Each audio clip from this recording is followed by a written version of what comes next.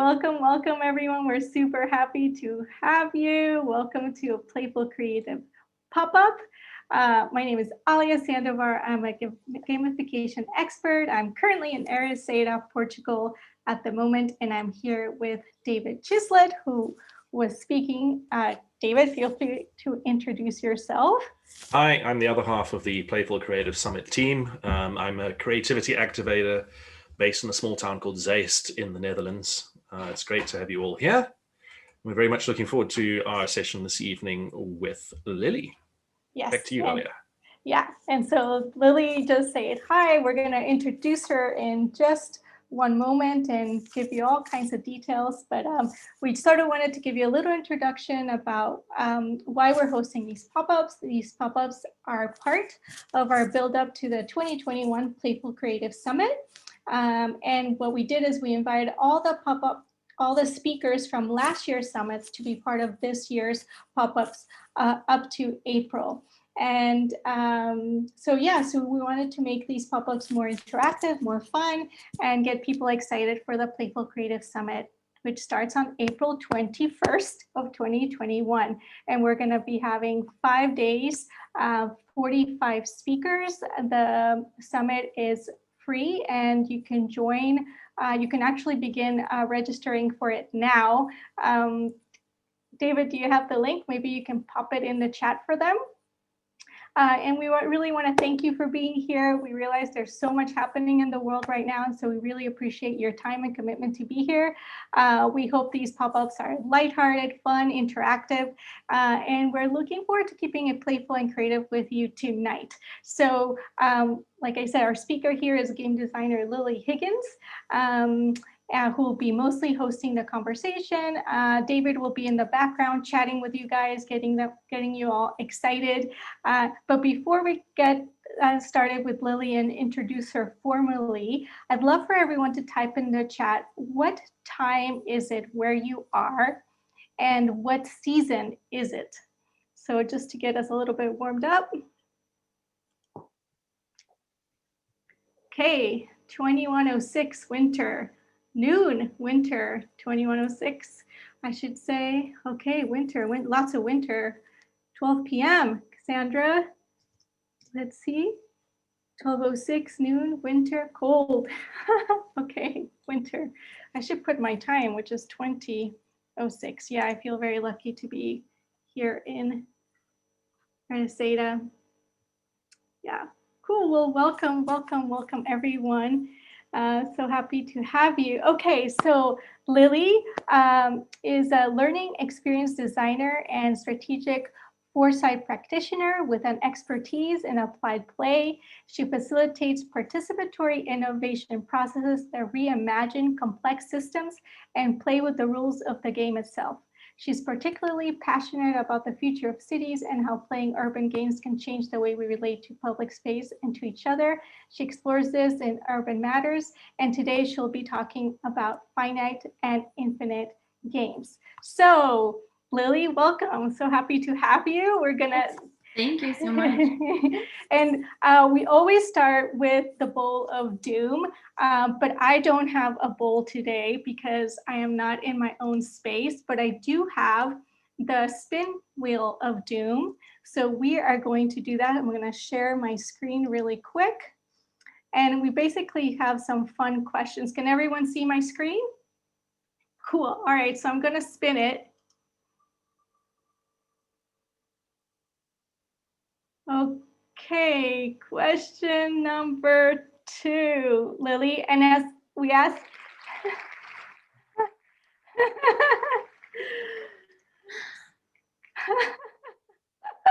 so as we ask this question, let's see, Lily, number 2. What did you have for breakfast? And we'd love for everyone to also answer this question. For breakfast, I had a fried egg on toast and a latte with oat milk, which is literally what I eat every single day of my life. Like, no matter what, like, doesn't matter where I am, like, I will figure out a way to eat that. Okay, what did everyone else have? Christian says he skipped breakfast. Okay, Becky had a toast. Joshua had a fruit smoothie. Nina had oatmeal, Sylvita cereal. Okay. Okay, sandwich and coffee, Mike. Cassandra, fruit, eggs, veggies, and bacon. Wow, that was a big breakfast, Cassandra. All right, that's what awesome. I wanted to have this morning. And we didn't. We were out of bacon. Yogurt and banana, kale eggs, crepes. All right, fantastic. David, you can say what you had too, I don't know what you had. Okay, we're gonna do one more. One more. Okay, let's go. You guys can still see my screen. Hopefully it won't give us the same number. Sometimes it does that. No.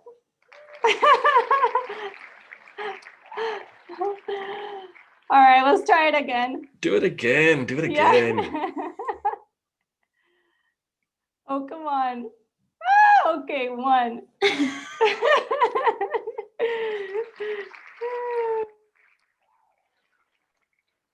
Okay, so what color underwear are you wearing, if any? Black. Black. Okay, everyone, please share your color underwear. Always black, surely. Actually, I don't know what color mine is. I have to check. I think it's white. White. Okay, cool. Awesome. Thank you, everyone, for joining the Bowl of Doom this time. Oh, Sharon. Cool. All right, Lily. Well, it's all you. You can take it away. Thank you for answering our questions. And now I think everyone, I would suggest that you move to the speaker view for a bit. This way you can see her while she's speaking, and that might be a better view for you. Okay, I'll mute myself. Do you need anything else, Lily? Are you good to go? I think we're all good. I'm just gonna share my screen. Okay. I'm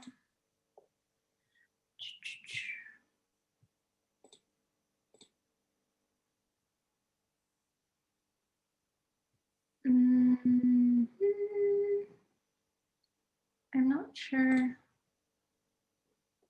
why it's not letting me. Sure. There it is. Yep. Yeah. I see your screen. There was a strange pop-up that came. Yeah. I just got a new laptop last week, so I'm having to set up everything again, and I keep forgetting what I've downloaded and what I haven't downloaded. But all right. Can everyone see my screen? Yep, I can. Okay, perfect. So, hi, I'm Lily. I'm really happy to be here. I really enjoyed being a part of the Playful Creative Summit last year, so I was happy to come back for a little more intimate chat with people who are interested in all things play and games. I can talk about this for ages, so I'm really happy to have this stage to kind of talk about something that's been on my mind a lot recently.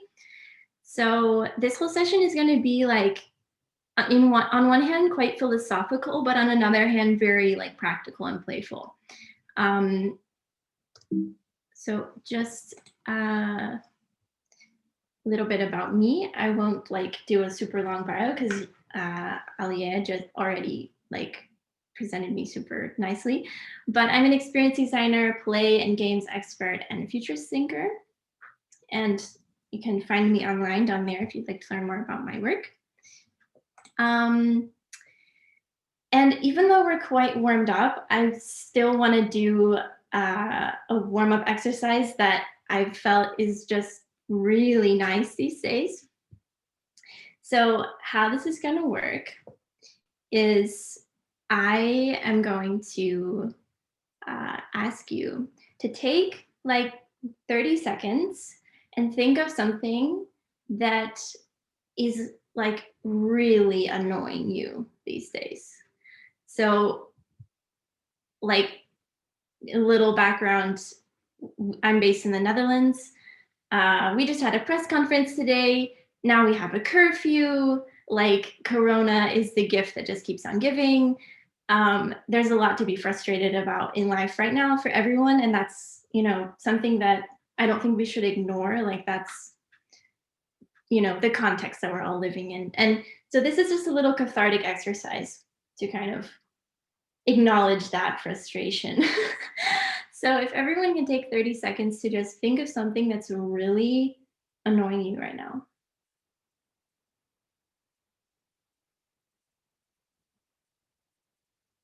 Can be anything, can be small, can be monumentally big.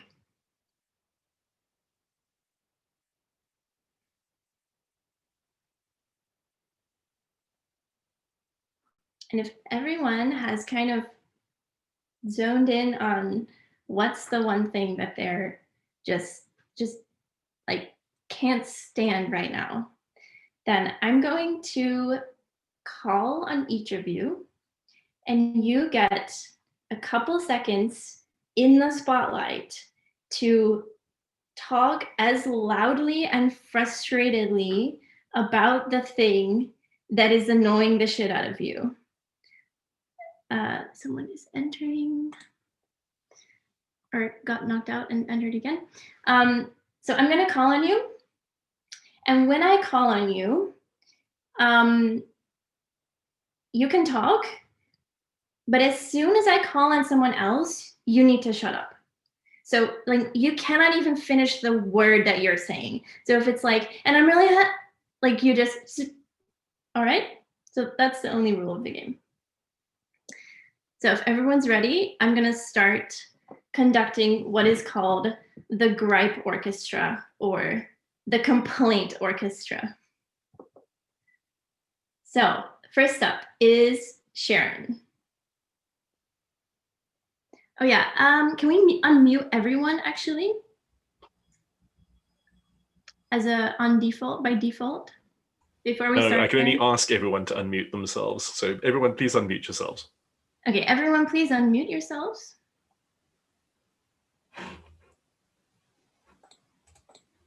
And all right, we are starting with Sharon.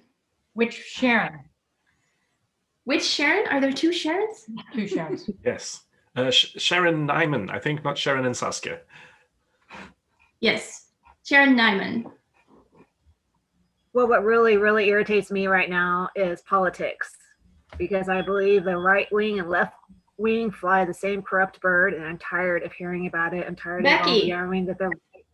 Oh, this is an old gripe. I live in a place that's terraced housing, and there is a woman that in lockdown has been laughing really loudly, consistently for months and months and months. Mike. And it just goes.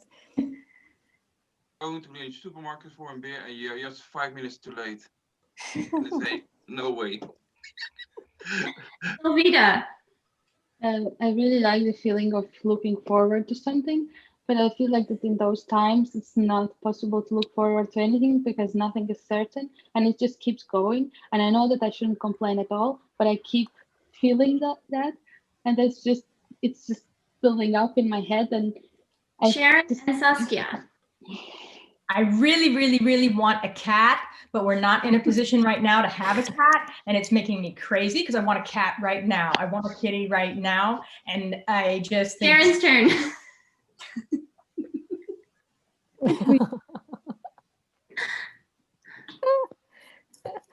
Do you have the same gripe, Sharon? Who's in the same screen as Saskia? Saskia is next. Yeah. Oh, sorry. Saskia.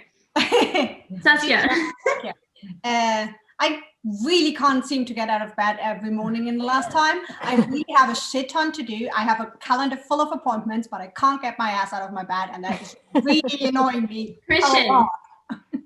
Annoying to see how we're not working together to get over this pandemic and people not believing in the solutions that are there. And yeah, it connects to the curfew. It's really Dope. People that don't know how to appreciate. I give my best and they give an 8. I ask, why do you give an 8? They said there's no such thing as a 10. Fuck it. Cassandra. My family members, can you stop leaving the lights on in the bathroom? Not just one of them, but both of them all the time. Every time I walk by, I have to turn off the lights. It's so annoying. And also, can you do your dishes, please? Stop that. I hate meeting people who think they know the truth. we have only perspectives except from moving a chair. Just well. It's currently how I feel about how everybody goes around with the corona stuff. Nobody dares to think critical. Everybody either goes with it's not there or what the government says is correct. And they trust everything from people who said now proven that they're not to be trusted. And Nana. that's my Oh my God. Okay, I'm really, really annoyed about all that has been mentioned before, including dog poo on the street, big SUVs blocking the roads for pedestrians and disabled people, populists, parties. Aryan. I can't stand Zoom calls anymore. Way too many in my life, and they've really taken over every aspect of my being. Magda. Sorry. Magda? What really irritates me is this unstable internet connection. So I couldn't really complete any of my tasks today, and just proves how dependent I am on the internet. David. Drives me crazy. I'm completely annoyed with my government and the fact they don't really seem to have had a plan at all, and now are doing all sorts of crazy stuff at the last minute they probably should have started doing right from the beginning, and it's kind of driving me nuts. Oh yeah. I'm very annoyed that I don't have a virtual assistant during this time because I have so many tasks to do and so much work, and I have so many presentations, and there's not enough time in the day.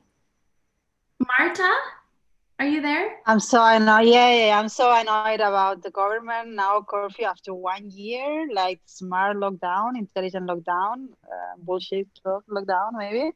So yeah, I'm pretty annoyed. I'm pretty annoyed that's it. Everyone, off mute, all at once. Go. People don't know how. Seriously annoying. This is really not cool. It's really annoying.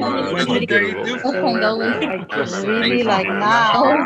I mean, you can really think about it. And the people always complaining. I get it.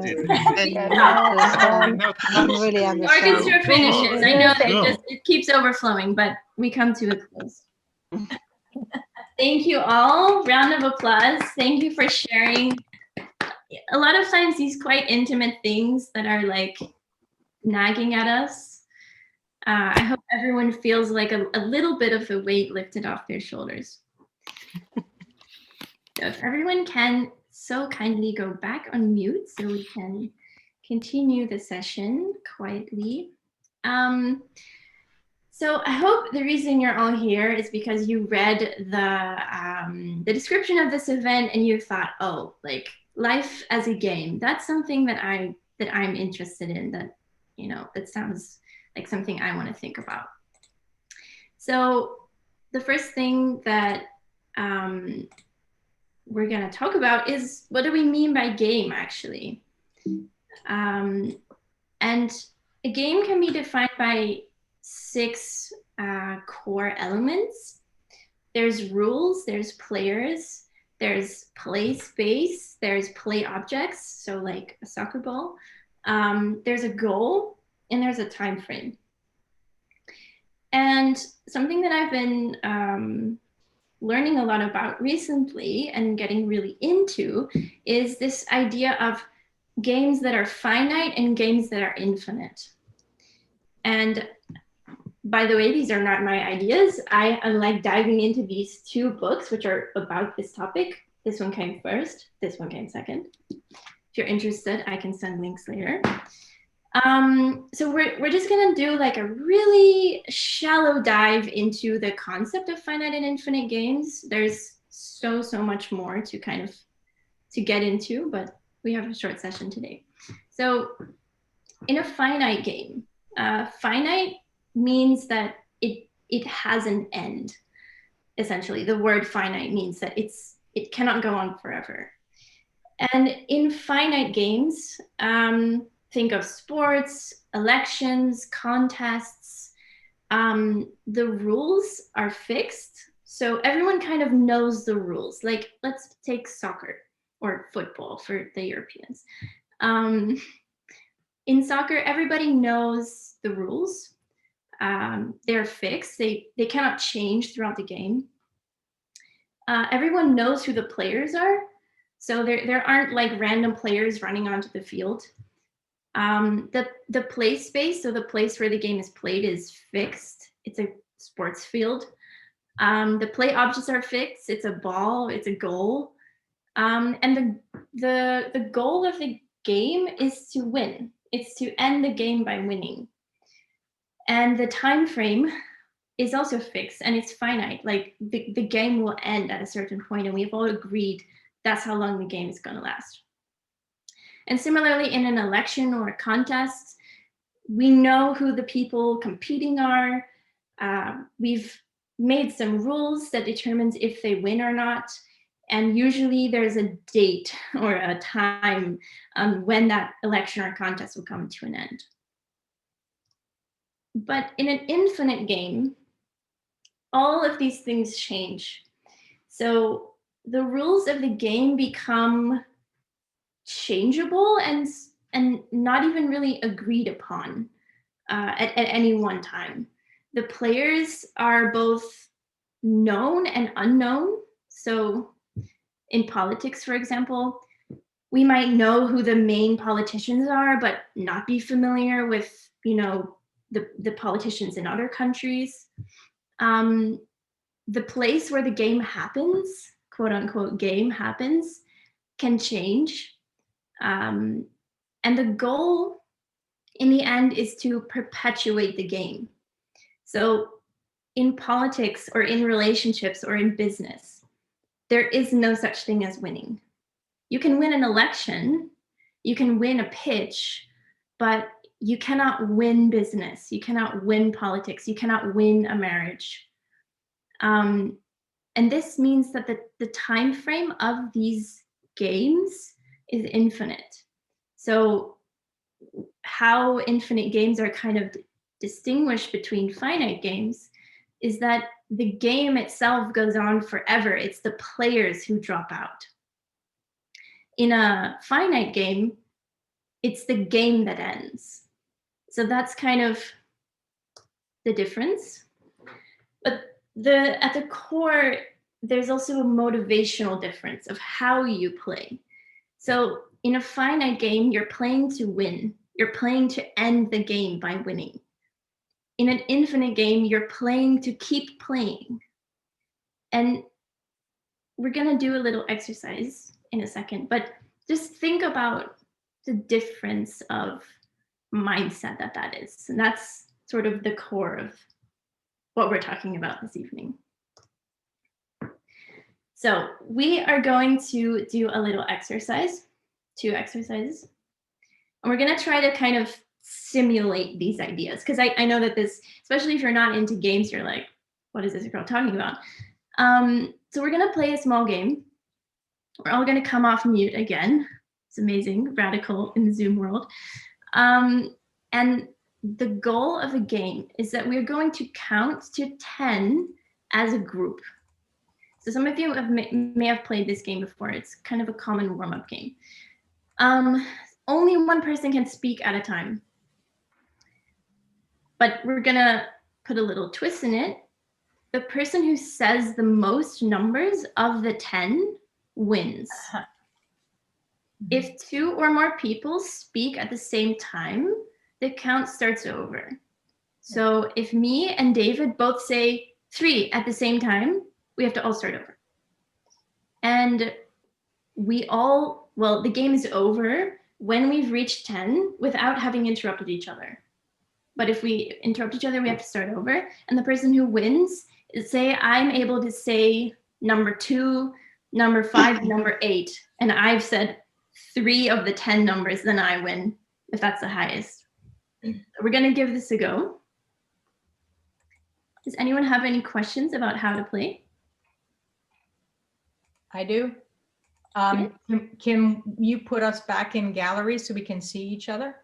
Yes, I will stop sharing. Can you all see each other? Yes. Yes. Okay. Yes, so everyone turns off mute. And so I will give a whistle and we will start the game. So the goal is count to 10 and don't interrupt each other and try to get as many numbers in as you can. So on your mark, get set. 1, 2, 3.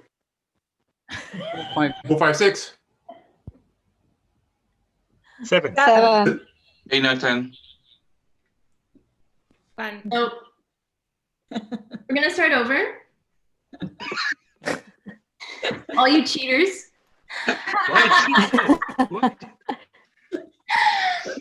You can The rules only are say changing. one It's number definitely at an a time. infinite game. You can only say one number at a time. Oh, but you didn't specify that. I know. And you guys found a loophole. That's your play style. Exactly. That's how we play. Yeah. Okay, so you can only say one number at a time. There has to be another person in between. Like, if I say 1, I have to wait for someone else to say 2, and then I could say 3 again, if I manage. All right, so on your mark, get set. 1. 1, 2. 3. 3. No. Interrupted. Start over. 1. 2. 2. No, sorry. 1. 2. No. 1. 1. 2. 3. No. Let's keep 5 seconds in between. Something like that. Guys. Yeah. Then we'll all start on 5. 1. 2. 2. 3. 4. 5. 4. 6. No. We need more 1. silence, I think. What if we go in alphabetical order? 1. Why we should 2. follow the list. 3. 4. 5.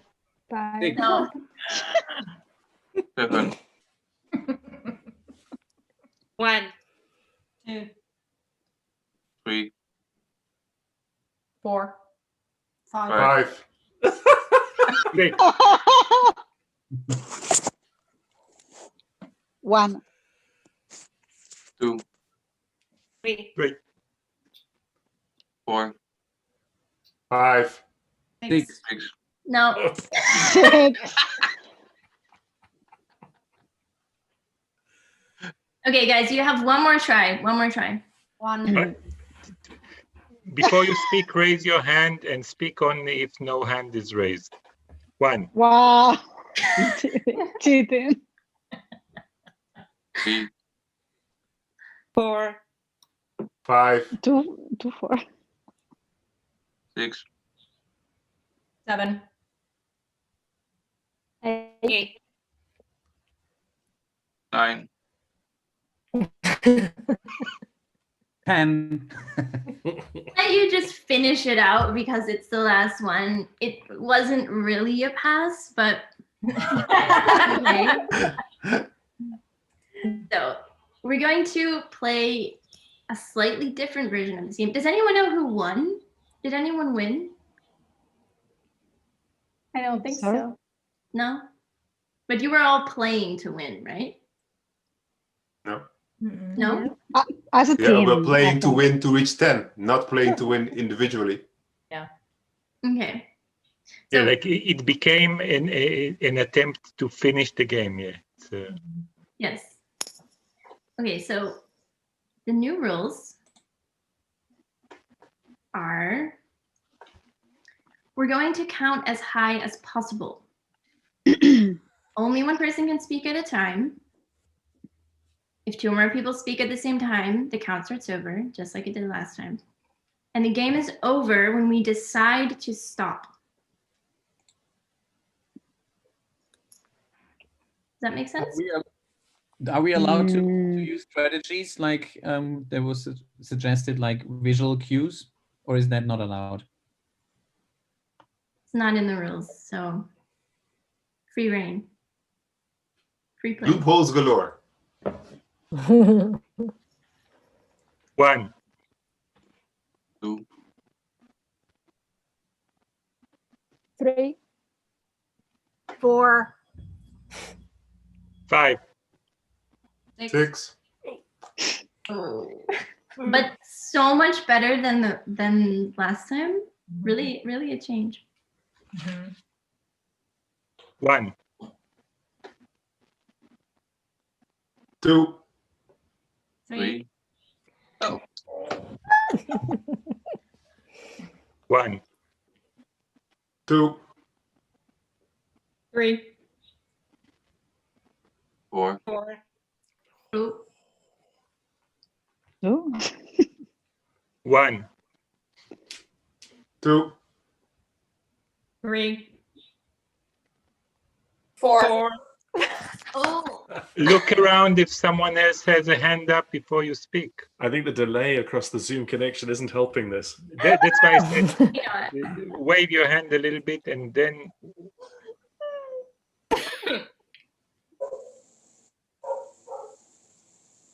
1. 2.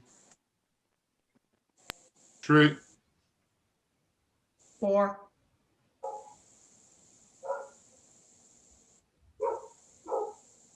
5. 8. It's me. I should. 6. Stop playing. No. 7. 8.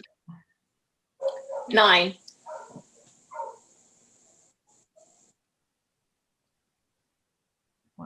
10.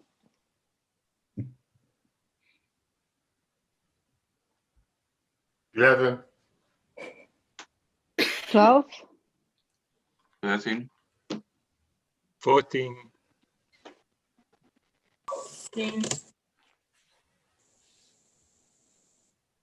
16. 17. 18. 19. 20. I'm gonna count that as your like group record. Yeah, high score. So, what if someone just wants to chime in and reflect on like what was the difference between how you made decisions in round 1 and round 2? Like, what did it feel like to play? First one was about winning. Mm-hmm. And how did that, like, what happened in your brain that was different in round 1 and round 2? More alert. More alert in which round? First one. Okay. I don't know what about the rest, but You didn't have to read the whole room with everything. You just had to control. Just have to focus on the who's waving his or her hand. In the second round. Yeah. Yeah. So that was kind of like this interesting communication method you all developed. Like for me, I was more alert on the second one. I was more stressed in the first one, and there's a big difference. Mm-hmm.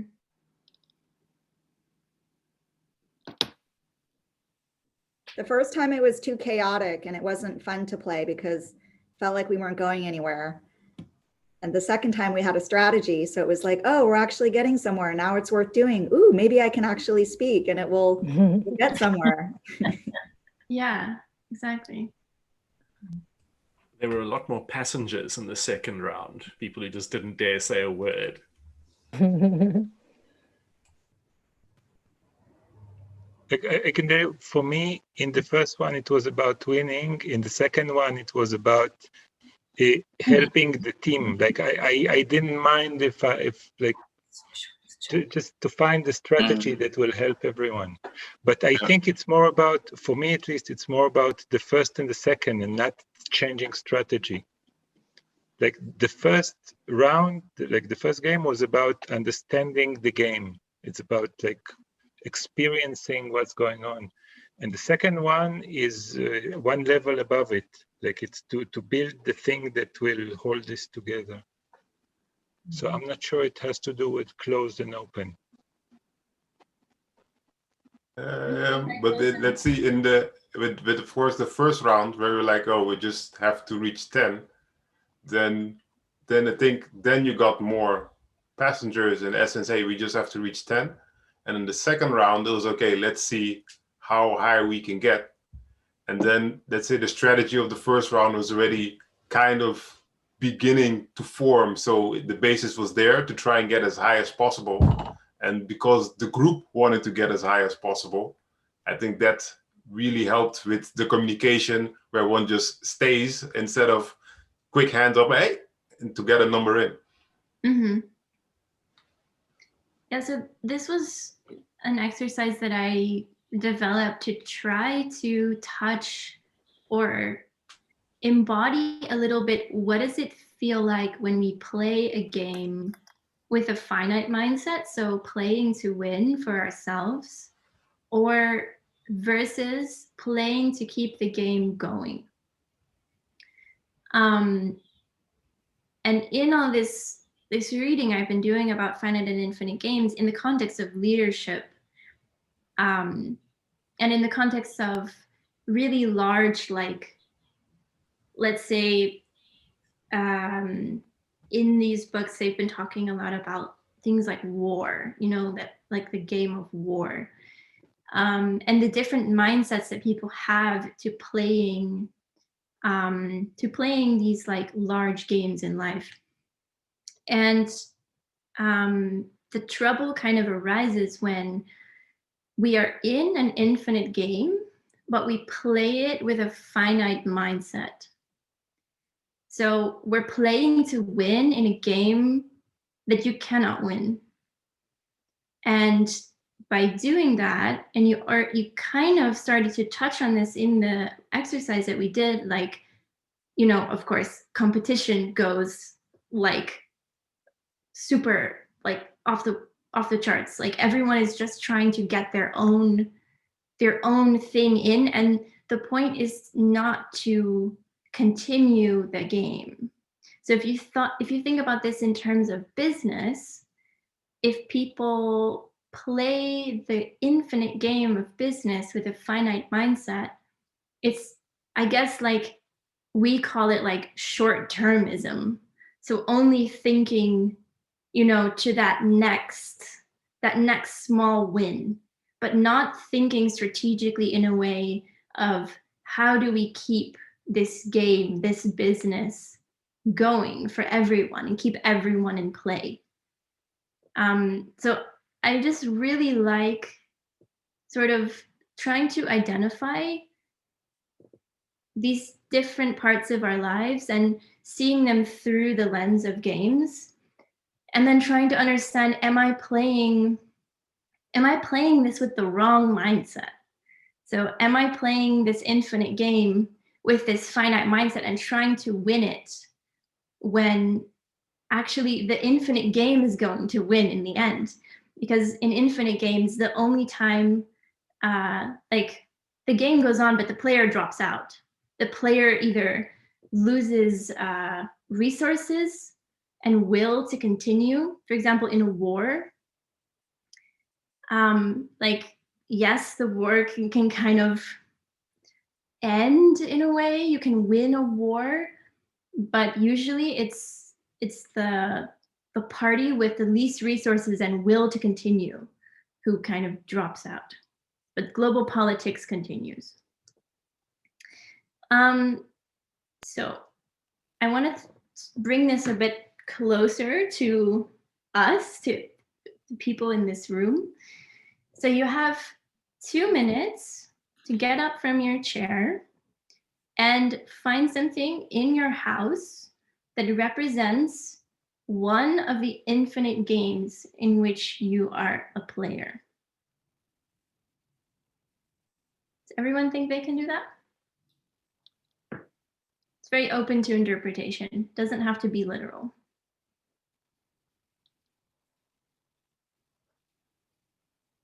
Now? Yes, now. Yeah, go. Okay, go everyone. Go.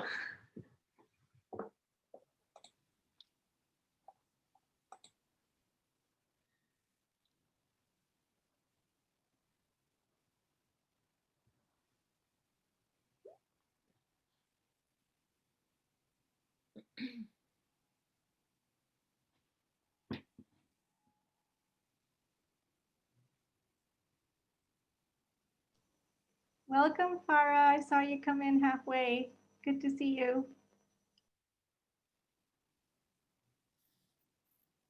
Hi, I'm on my iPad, so I keep having problems. Hi.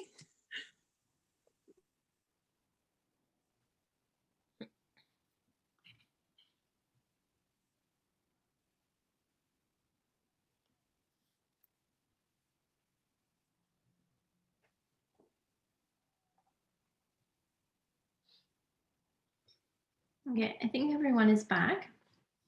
Is there someone who would like to share the object that they chose? Oh yeah. Cool. Yeah. So I chose my peanut butter paste, because I think eating is an infinite game. You have to do it for the rest of your life, right? And it's, I think that you have to be in it and concerned to make sure you give your body fuel to keep living. So that's, for me, it's an infinite game until the day my body stops functioning. So yeah. And do you think that you ever start playing this game like a finite game? Like, what would that look like? Maybe if I have like very precise objectives, like if if I'm trying to like lose weight, for example, I can see how that would be finite, right? Yeah. Or if David I'm says a diet. This is exactly Yeah. what I thought as well. Yeah, like a diet or some kind of detox, or maybe even limiting certain foods for a time, like not diet, but something like a style of eating for a while. Yes, let's see, how else could you play it so it's more finite? I could also see not just for a diet, like to lose weight, for example, but if you're trying to achieve a goal, maybe you're trying to build your body, so you have to really focus on eating 3 of these jars a day, for example, if you need lots of protein. I'm just putting it out there. Yeah. Yeah. Can I ask a question? Is the play that you're talking about now is a goal, like infinite goal versus finite goal? I mean, is it the same like play? Well, we're using kind of a metaphor of the game. So we're not talking, I mean, when I say how do you play this game, it's kind of how do you make decisions in this phenomena, in this area of your life, if you were to look at it through the lens of that it's a game. So if we see, let's say, marriage as a game, how do we play that game? Like, it's a philosophical question. It's not like Yeah, literal. you're using it as a metaphor. I wanted to make sure, I wanted to hear you more Yes. than anything about that. Okay, thank you. Is there someone else who'd like to share their object? I see lots of people. I saw Justwell first. So my object is, I'm gonna like put it in the screen. It's and I specifically chose the object because of the different ways you can interpret it. So it's a book, which is finite when you read it, but it's about consciousness, which is, depending on how you look at it, if you look at human consciousness as a collective, it's not finite anymore. But if you look at it from a conscious perspective of yourself, you could say that, again, that's a finite game because it ends at a certain point in time when you end. Yeah, that's true. I mean, we could see all of the games that we're talking about as finite, as in our lives end. But if we sort of stretch the definition, like, how could you what happens if you play the game of becoming conscious, which is an infinite game. It's infinite to you because it's your whole life, which we're going to call infinite. How would you play that as a finite game? How would you play it as a finite game? That's so to play consciousness as a finite game for yourself. Yeah. How would you win consciousness? How would you win it? Yeah, that is the question. Can you win it? I mean, you can you can say, let's say if you play it like the game of numbers and you said, hey, it's a cutoff and it's done, then you can say, for example, at the age of 50, it's for me, it's over. Then your consciousness is done and you end it. Let's say then you create a finite. You create rules, so then you make it finite. And if you say, I'm going to make it infinite, I'm just going to go as long as I can go, as we did with the second game, then again, it's an infinite game. Yeah, and there you can make a choice. It changes the way that you play for however long you decide to play. It changes the way that you make decisions, or that you see the game itself. So if you're like, I'm on an infinite journey to consciousness, and that's going to end when I die, then I think you play differently if you think, oh, at 50, like my life is over and I'm just gonna zone out. Yeah. You know? Or you say, or you consciously decide that at 50, I'm ending it. So then you make the rules. Yeah. So this is kind of a thought exercise to just see our different perspectives on, like, how can we look at these really large phenomena in our life through the lens of a game. And it is quite philosophical. So if I lost you somewhere along the way, it's not you. And I wish we had time to like share everyone and, you know, philosophize about this till the wee hours of the morning, which I would love to do, but we are wrapping up in a few minutes. So I would like to give everyone a challenge for the week, which is to identify the games in your life. So what are the games that you're playing? And yeah, what are you a part of? What are these dynamics that you're in? And then to observe how you play them. So are you playing infinite games in a finite way? Are you playing finite games in an infinite way? Also possible.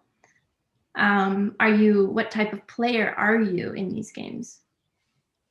And then if you seem to understand at least one game that you're playing, what happens when you tweak one thing about how you play to see what happens?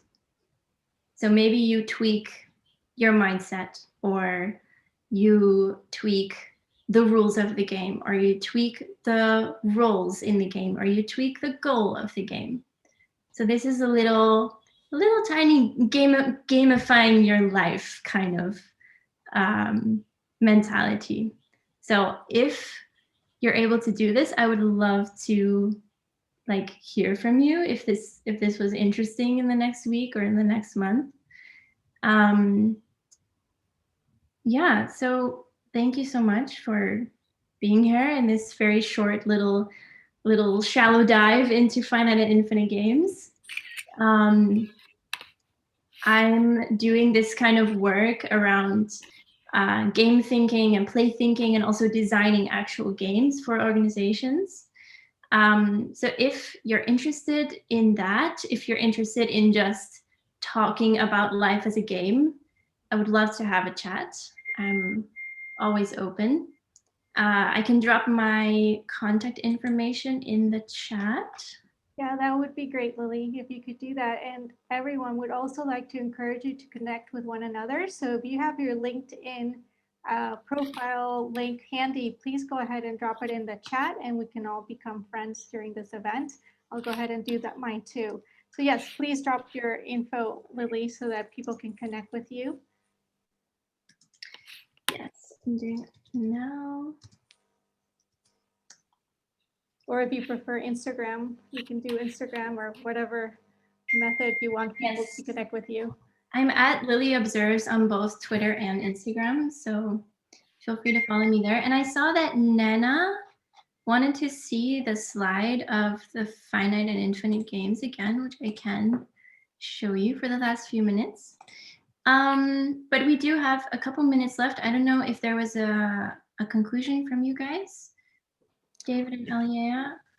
Yeah, well, we wanted just simply to let everyone know that Joshua, who is here, will be our speaker next month. And that will be on February 10th. So be sure to tune in.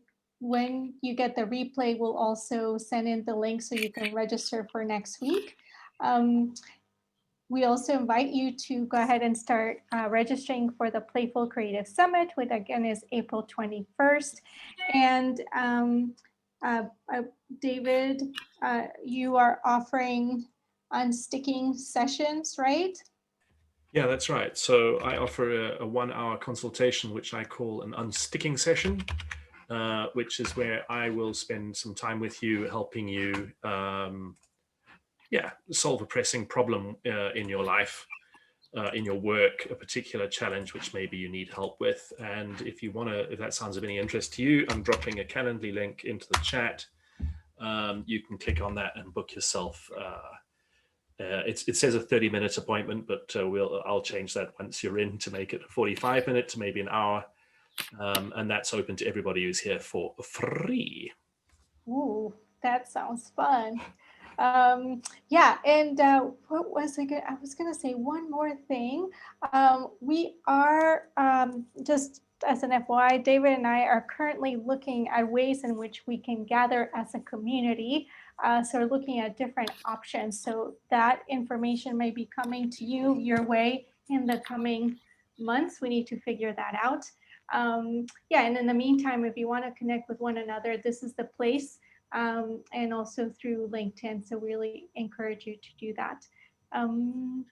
Let's see. And anything else? Thank you so much, Lily, for being here. Does anyone have one last minute question? I know we didn't really have much time for a Q&A today, but does anyone have any last minute question or curiosity that they want to ask Lily before we close? Okay, Lily, this is a tough one. I see capitalism as an infinite game, and it's a huge problem. Do you think humanity will eventually overcome this? This has also been my quarantine existential crisis question. So right there with you on that. Yeah, the bizarre thing about capitalism is that it's an infinite game, but everyone plays it like a finite game. And then it's just like this bizarre phenomenon that, I don't know, it just, the way people play is so competitive and so cutthroat, but it just keeps going on, you know, it never ends. So I want to have hope that humanity will overcome it. I don't know if I'm qualified to give a prediction on that, but I do think there are a lot of people who are investigating alternative games to the game of capitalism. And I think that there are ways to we didn't really talk about this, but you can play finite games within an infinite game. Like they're stackable in a way.